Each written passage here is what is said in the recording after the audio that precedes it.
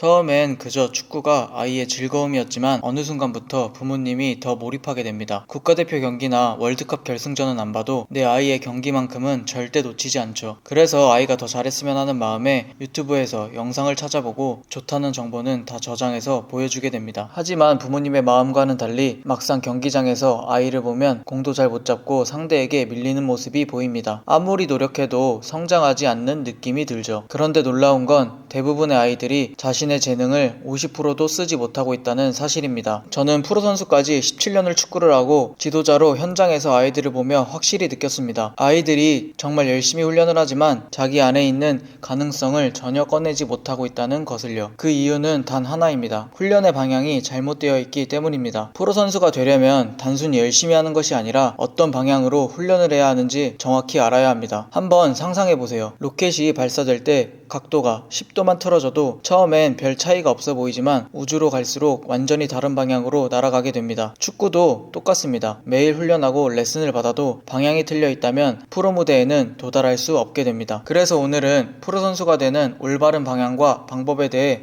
이야기하려고 합니다. 그리고 실제로 프로 스카우터가 어떤 기준으로 선수를 보고 어떤 선수들이 눈에 띄는지 그 비밀을 알려드리도록 하겠습니다. 이 영상을 끝까지 보신다면 아이의 가능성을 꺼내는 방법과 프로 선수가 될 확률을 높이는 정확한 방향이 분명히 보이실 겁니다. 조금 길게 느껴질 수도 있지만 이 안에는 아이가 성장하는 데 꼭 필요한 핵심 내용이 담겨 있으니 끝까지 시청하시길 바랍니다. 혹시 지금 시간이 부족하신 분들이라면 영상 아래 고정 댓글을 참고하셔도 좋습니다. 그 안에 핵심 내용을 간단히 정리해 두었습니다. 그럼 바로 시작하겠습니다. 프로 무대에는 어떤 선수들이 갈까요? 당연히 잘하는 선수가 가겠죠. 이건 누구나 알고 있는 사실입니다. 하지만 한 번 더 깊게 생각해보세요. 축구에서 잘한다는 기준은 과연 뭘까요? 아니, 더 정확히 말하면 프로팀이 원하는 잘하는 선수는 어떤 선수일까요? 솔직히 이 질문에 명확히 대답할 수 있는 사람은 거의 없습니다. 축구는 시험처럼 점수로 평가되는 게 아니기 때문이죠. 저 역시 어린 시절 정확히 무엇을 잘해야 프로에 가는가는 설명하긴 어려웠습니다. 그래서 학창시절엔 감독님, 코치님께 묻고 선수 생활을 하면서 동료들에게 물어봐도 돌아오는 대답은 늘 같았습니다. 프로 선수가 되려면 열심히 해야지. 죽을 각오로 노력해야 프로에 가지. 라는 말뿐이었죠. 물론 틀린 말은 아닙니다. 하지만 너무 추상적이었죠. 열심히 해야 한다는 말은 누구나 할 수 있습니다.